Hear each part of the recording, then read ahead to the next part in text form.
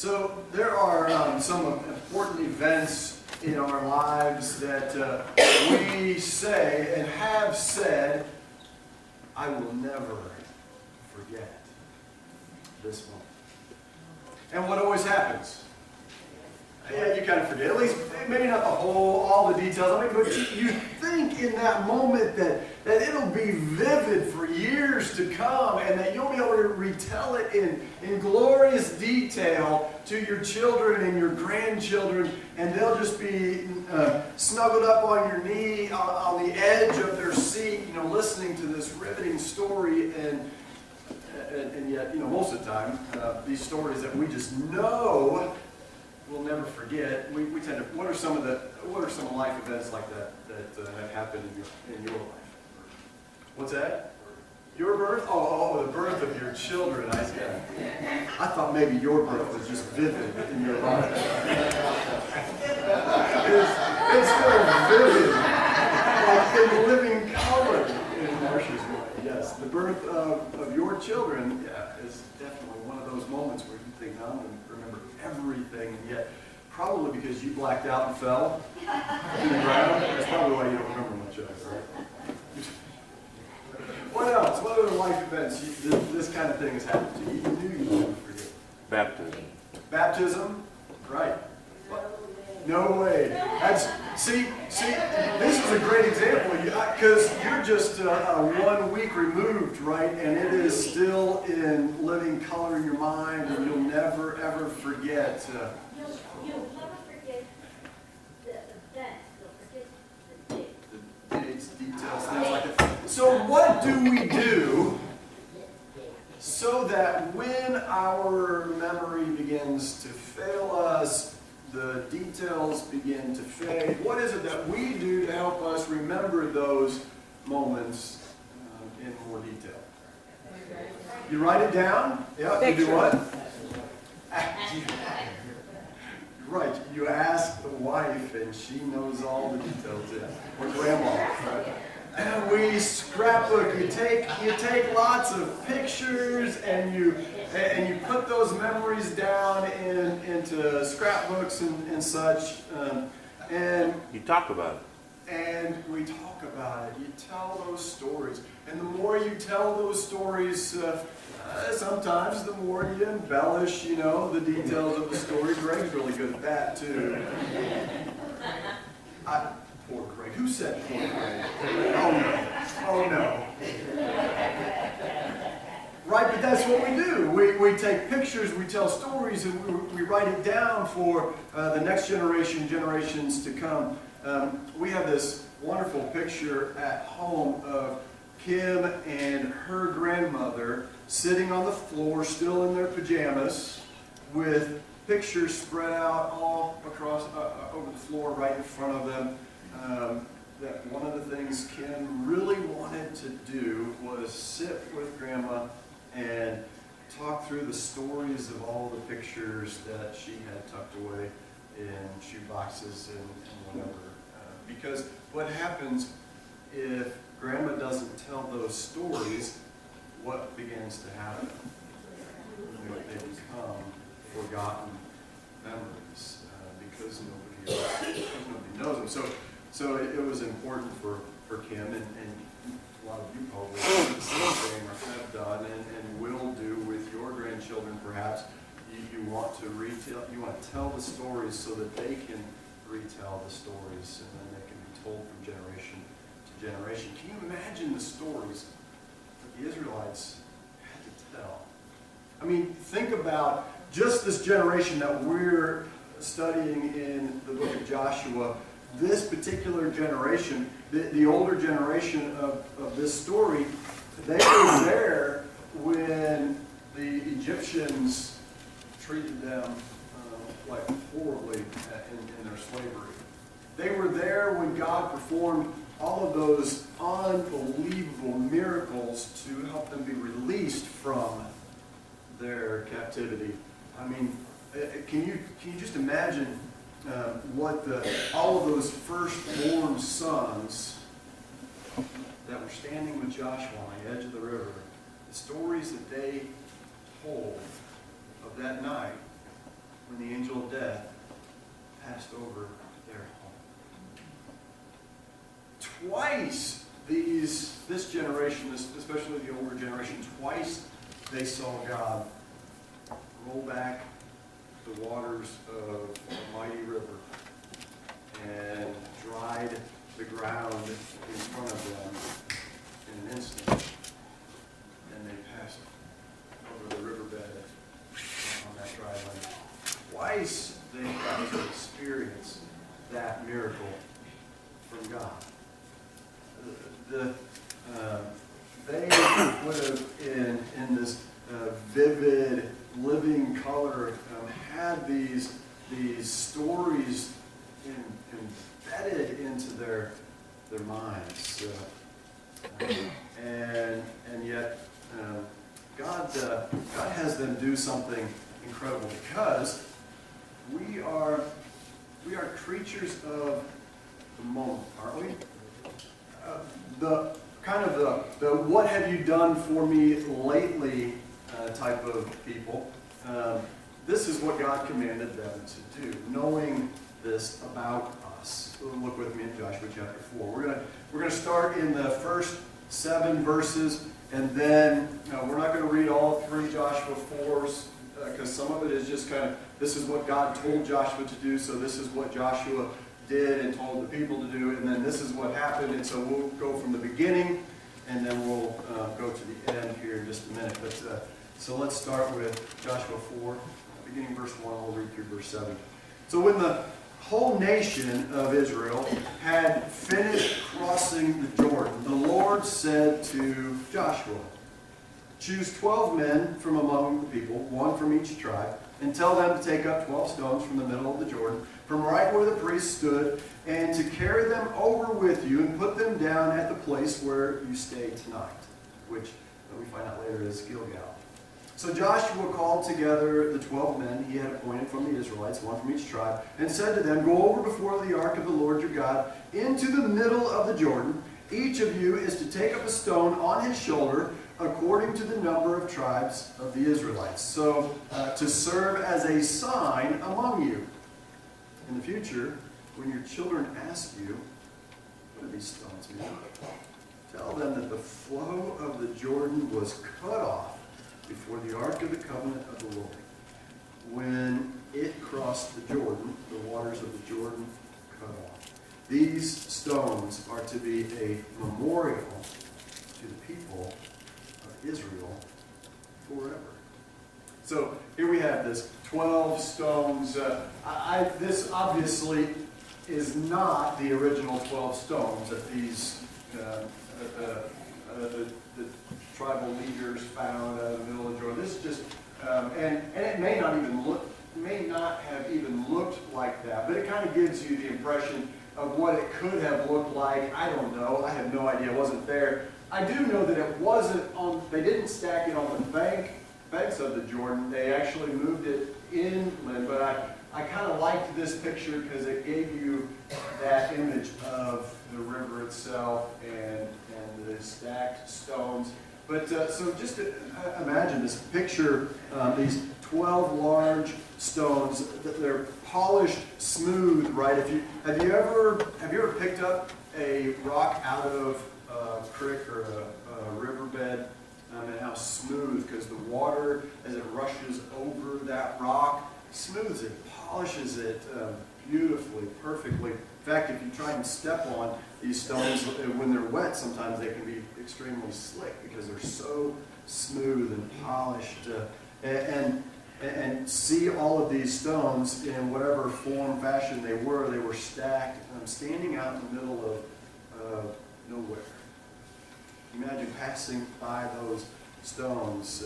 May seem a bit strange to us today. So here's the question would be, as you're walking by and you see this stack of stones, you would immediately go, "What are those there for? How did they get like that, right? Why are they there?" Well, for one, we got to remember, the Israelites didn't have cameras. They couldn't, as they're passing through the Jordan on the dry ground, they couldn't be stopping, with their cell phones taking selfies, everybody get in, let's huddle together, and, they get out their selfie sticks, and they're taking selfies of them passing through the waters. They didn't have cameras, they didn't have cell phones with cameras, and they didn't have Instagram that they could automatically just upload and post these pictures to, or Facebook for everybody and their mothers and grandmothers to see. They didn't have scrapbooks, they didn't have any of these ways in order to remember what had just taken place. They couldn't really document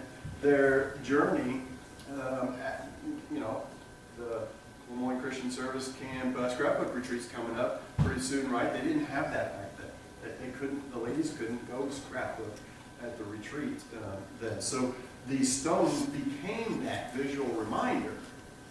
That these stones became that snapshot of this is what God did. Because when you saw those stones, those smooth, polished stones, you knew that they were out of the river.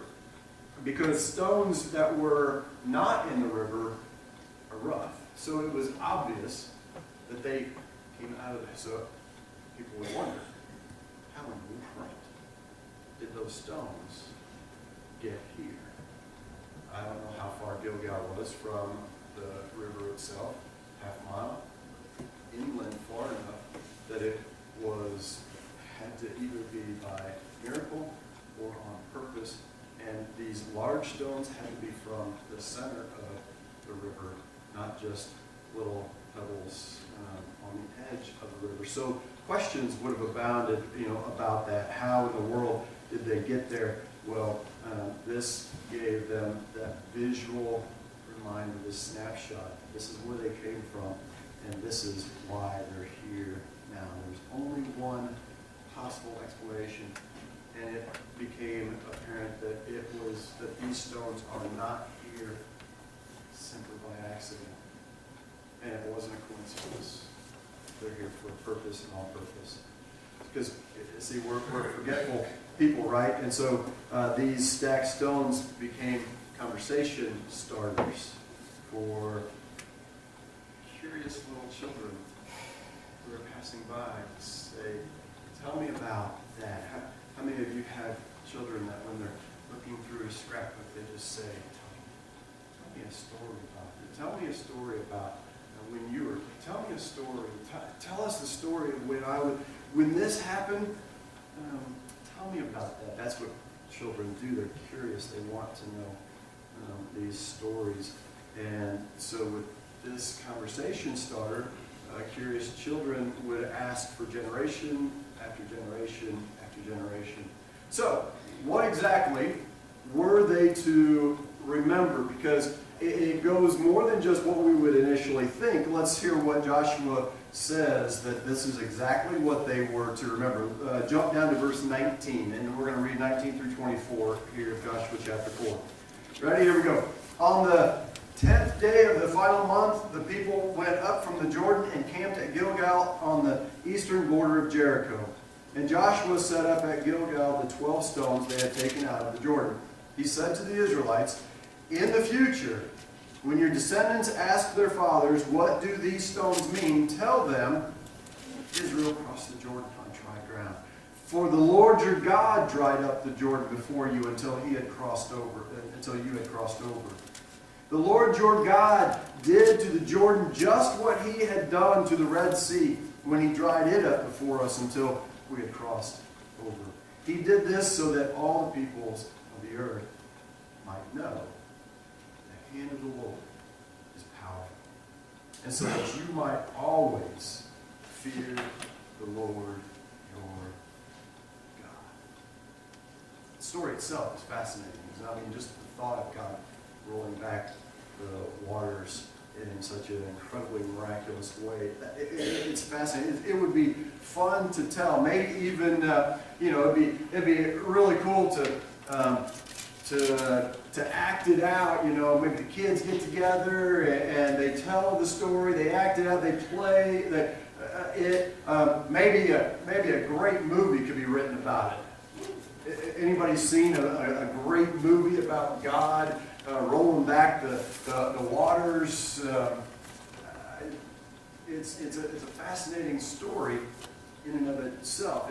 It's sort of like, you know, what it does is it makes it memorable, like a Civil War reenactment ceremony, right? Anybody ever been to one of those, or anybody ever participated in one? That'd be interesting. See, Phil, you would have been the one I would have immediately thought would enjoy a Civil War reenactment. So few of you have been to them. Well, what is the Civil War reenactment meant to do? Okay, not just tell the history, that's part of it, right? But by reenacting and telling that history, it does what? It shows it so it burns how awful it was in our minds. It makes such an impression, we would never want to do that ever again, right? So, for the children, the people of Israel, maybe, as they tell the stories, reenact it, burn it in their minds, that sort of thing would have been good for them to do.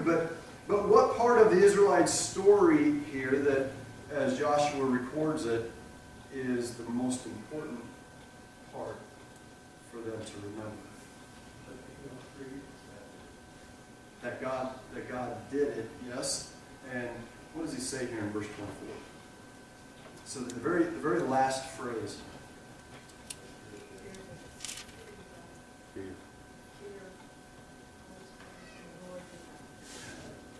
Because, again, the story itself is great, but if it's all about the story itself and what gets lost is that the Lord is powerful and that we should fear Him, if that gets lost, then the story loses all of its purpose. Because the next generation just then has a cute story, a neat story. And if the fear of the Lord is not passed from generation to generation, then the power of the story itself becomes less and less and becomes meaningless over time. So may we never forget to fear the Lord our God. What kind of fear of the Lord are we to have? We talked a little bit about this in Sunday school class. What kind of fear of the Lord are we to have? The kind of fear that many have, when they see a snake crawl in front of them. That kind of fear. What does that kind of fear cause you to do?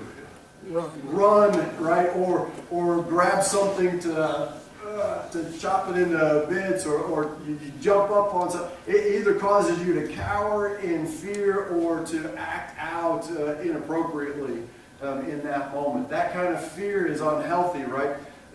So the fear of the Lord carries with it the idea of a real sense of awe and wonder, and this idea of coming in humility before the one who is beyond our comprehension, awe of the one who is the creator of heaven and earth. And at the same time, I believe that you can't have this sense of awe and wonder about the Lord our God, who is powerful beyond our imagination, without also having the kind of fear that you would have for the sun, for an example.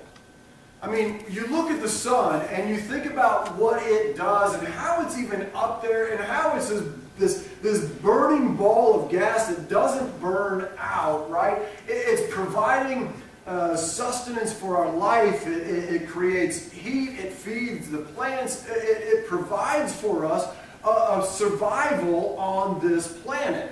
And yet, if you were to fly too close to the sun, what would happen? You would not make it. So there has to be a healthy sense of fear of the sun, where if I venture too close, I will surely die. You get a little taste of it, right, when you're laying out on the beach towel and you fall asleep and there's no shade over you. You get a little taste of the power of the sun. And it causes you to think about that the next time you lay out on that beach towel. and how to prepare yourself differently. So you have a healthy respect in fear of the sun, and you're in awe of what it can do. And so you know, you have a healthy respect, you know your limitations in regards to the sun. So we have in fear both a connection of awe and respect and an understanding of what God is capable of. In fact, Jesus tells us, don't be afraid of the one. He says in Matthew chapter 10, verse 28, he says, don't be afraid of those who kill the body but cannot kill the soul. Rather be afraid of the one who can destroy both soul and body in hell. See, this fear that leads us to humility and awe is what God elicits in us. And then God told Moses and Joshua, right before Moses sends Joshua and the Israelites across the Jordan, and Moses goes to the mountain, and his days on this earth are over. God tells Moses and Joshua, he says, come into my presence, and then he tells them this in Deuteronomy chapter 31, beginning of verse 19. He says, now write this down for yourselves. This song, I read part of the song early in the beginning of the service. It says, and teach it to the Israelites, and have them sing it, so that it may be a witness for you against them. When I have brought them into the land flowing with milk and honey, the land I promised on oath to their forefathers, and when they eat their fill and thrive, they will turn to other gods and worship them, rejecting me and breaking my covenant. And when many disasters and difficulties come upon them, this song will testify against them, because it will not be forgotten by their descendants. I know that they are what they are disposed to do, even before I bring them into the land I promised them on oath. So Moses wrote down this song that day and taught it to the Israelites. Because see, what he was reminding the Israelites, God is powerful. His power is remarkable, and it's beautiful, and is utterly amazing. It is all consuming for those who reject him. But the good news was that God had a plan set in motion. Even from this moment, God had a plan set in motion to take his law, which man is predisposed to break now after sin entered the world, right? That man is predisposed to break, and God had a plan to write it on their hearts. Those who would choose him and choose to fear him, he had a way now to write it on our hearts so that we could follow and obey and not turn away from God. And that plan was to come through Jesus and be available to us even today. And now we have a story to tell from generation to generation, the mighty power of our Lord God Almighty. We tell of his great love and his mercy and his power to save. He didn't bring us through a raging river right on dry ground, but he brought us from death to life, didn't he? He brought us out of perhaps a lot of difficulties in life. He brought us through those, and he walked with us through those. Sometimes he delivered us from them. Sometimes he delivered us through them. But God, in his mighty power, has shown his might because of his great love for us. And while this story is still fresh in our minds, we're excited to tell the story. We're excited about what he's done for us. It's still fresh. It's still new. But what happens when there becomes a distance from from that event, that experience in our lives. How many of you were baptized, let's just say 20 years ago, gave your life to Christ 20 plus years ago? Was it always as fresh and as exciting throughout those 20 plus years as it was the day you saved? You're going to experience this, aren't you? You're going to experience the highs and lows because we are people of the what have you done for me lately generation, if you will. And think about what happened from the time that Jesus walked the earth and all of the miracles that he performed while he was on this earth. I mean, our generation, we didn't get to see Jesus born miraculously through a virgin mother, right? We didn't have angels come down and announce his birth to us. We didn't hear God's voice as the heavens opened. We didn't hear his voice boom down, "This is my son, whom I'm well pleased." We didn't see him heal the sick. We didn't see him raise the dead to life and cast out demons. We didn't see him hang on the cross. And we certainly didn't see with our own eyes the empty tomb and Jesus resurrected in his resurrected form walking the earth. We didn't see all of those things, did we? So from that generation to the next, to the next, to the next, it could very easily have lost its luster. The story could have lost its power. I mean, you know, we sometimes, even as we tell the story, we're not as excited about it, we're timid about it, the further removed we get from it. So how can we keep the story of our ancestors, and the story of our own life in relation to Jesus Christ and the power of our living God? How can we keep that story fresh and alive? We're forgetful, busy people, aren't we? What memorial stones do we have that help us tell God's story to the curious children of the next generation?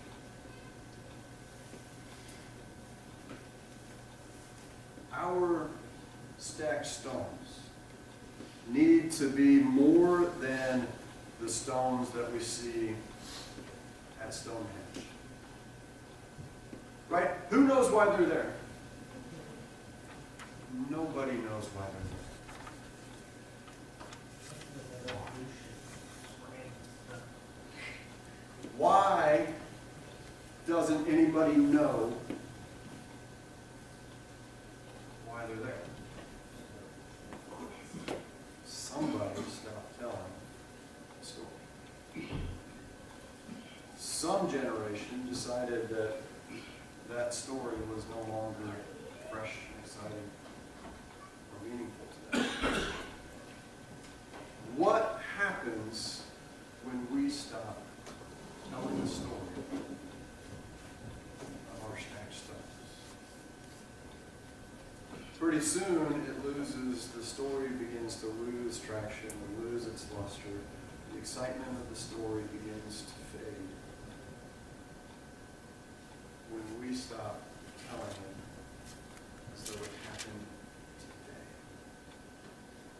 When we lose the excitement of what God has done, when we no longer see the power of the Almighty God at work in our lives. So let me ask this powerful question. Will we be the generation that stops telling stories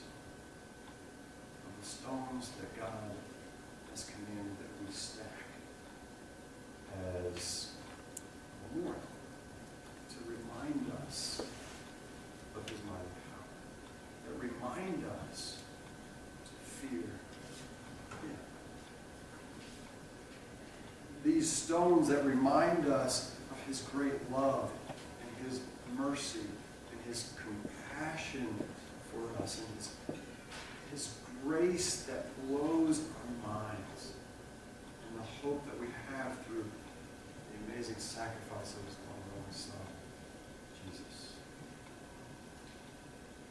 Tell me the story of Jesus. Write on my heart every word. It is the most precious story of all time. Let's pray. Father, I